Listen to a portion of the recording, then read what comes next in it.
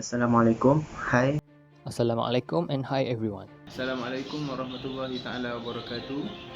My name is Muhammad Firdaus bin Saizul. My name is Muhammad Irfan bin Shamani. My name is Muhammad Ridzuan bin Khaidzir and I am a part-1 student from UiTM Tapah.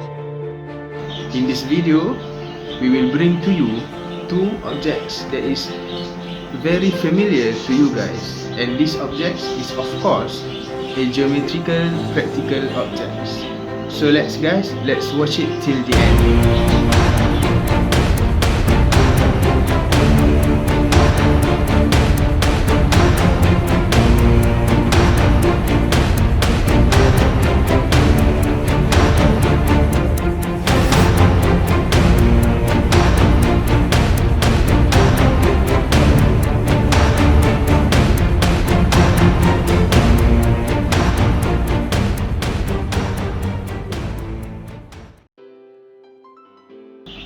This object is very famous among all of us. First, it is donuts.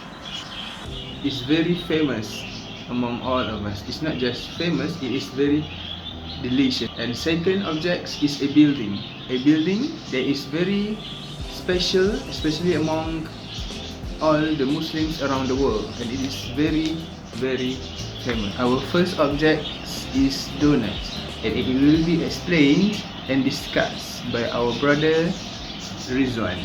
Enjoy! I know a lot of you guys must have heard about a company called Krispy Kreme. Krispy Kreme is an American donut and coffee house chain owned by JAB Holding Company. It was founded by Vernon Rudolph in April 13, 1937. It was about 83 years ago. What makes this company is so popular is of course the donut. But I don't want to talk about the recipe and the flavor of the donut. I want to talk about the shape of the donut. I choose donut because it has a very interesting and unique shape. This shape is called torus. But first, what is torus? In geometry, a torus is a surface of revolution generated by revolving a circle in three-dimensional space about an axis that is coplanar with the circle.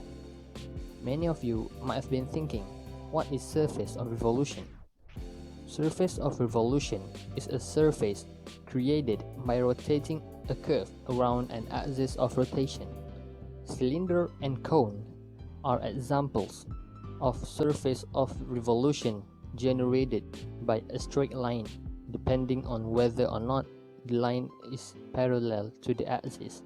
If we make a cross-section of the torus and the axis of revolution does not touch the circle and the surface has a ring shape, it is called a torus of revolution. If the axis is tangent to the circle, the surface is a horn torus. And if the axis passes twice through the circle, the surface is a spindle torus.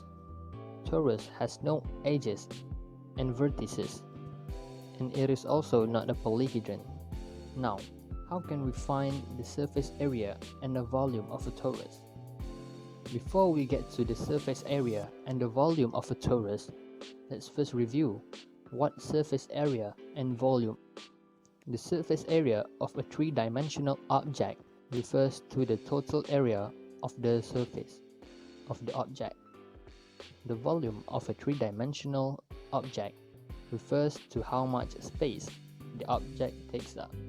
We first need to know the inner radius and the outer radius of a torus. The inner radius of a torus is the radius of the inner hole, and the outer radius of a torus is the radius of the entire object.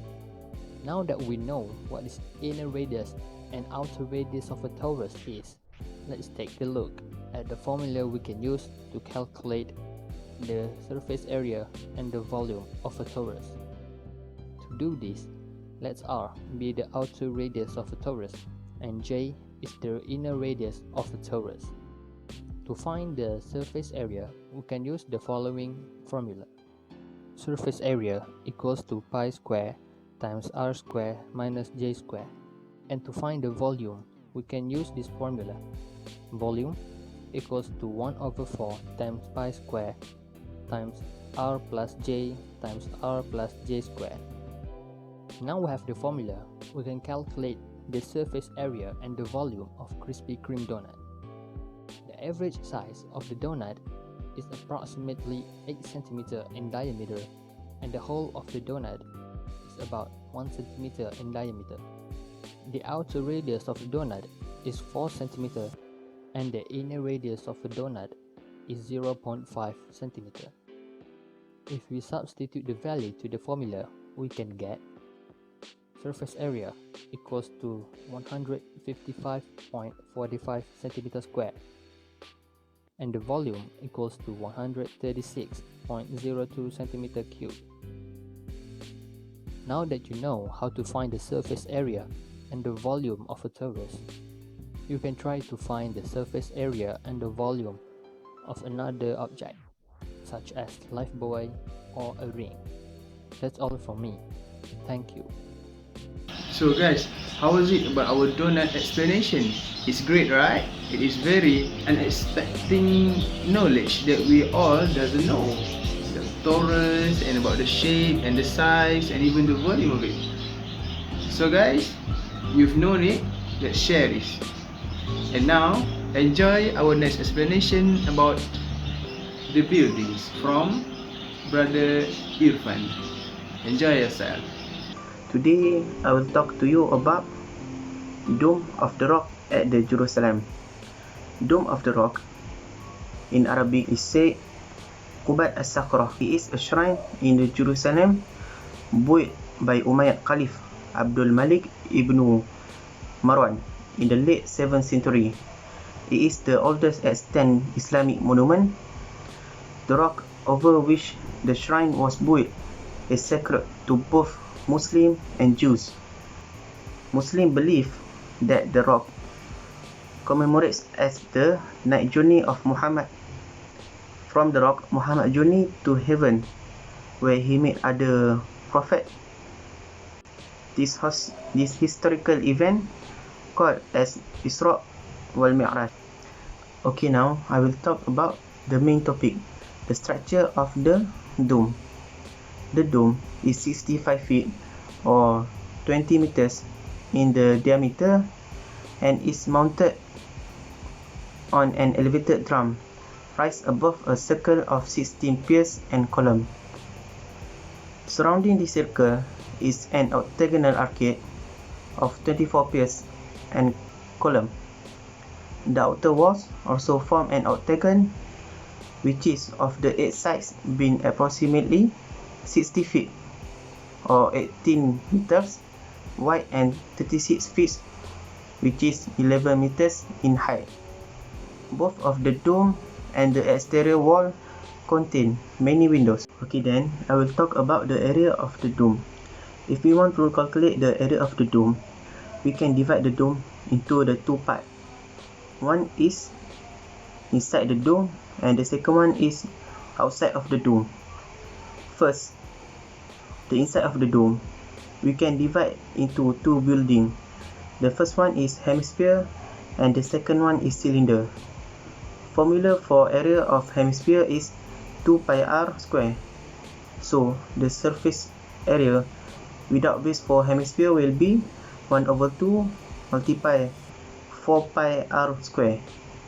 Then the answer will be 640.95 cm square.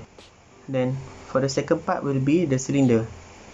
The formula for surface area for cylinder without base will be 2 pi r h. So we will get the answer 658.72 meter square. So if we combine the two area, the answer will be 1299.67 meter square. Okay, now I will talk about the volume of the dome. The volume formula for hemisphere will be 2 over 3 pi r cube. So the volume will be 2157.86. Next, the volume formula of the cylinder will be pi r square h. So we will get the volume is 3326.52. So if we combine the volume of hemisphere and the cylinder, the volume will be 5484.38. Okay, for the last part of the dome is the outside of the dome. The shape of the dome at the outside is octagon. The width of the octagon is 18 meters, while the height is 11 meters. So the volume will be 198 meters cube. Now that is for our building explanation. It is the Dome of the Rock from Palestine. It's great, right? It's great to know the shape and everything that can be calculated easily. And everything that we show to you guys is calculated by ourselves, but the measurement we take it from the official website. If you guys have information about these two objects, just tell us in the comments below. So that's all from us. If you like this video, press the like button and share it to your friends. And if you have any comments, just tell us in the comments below. Thank you for watching. Bye. Assalamualaikum warahmatullahi wabarakatuh.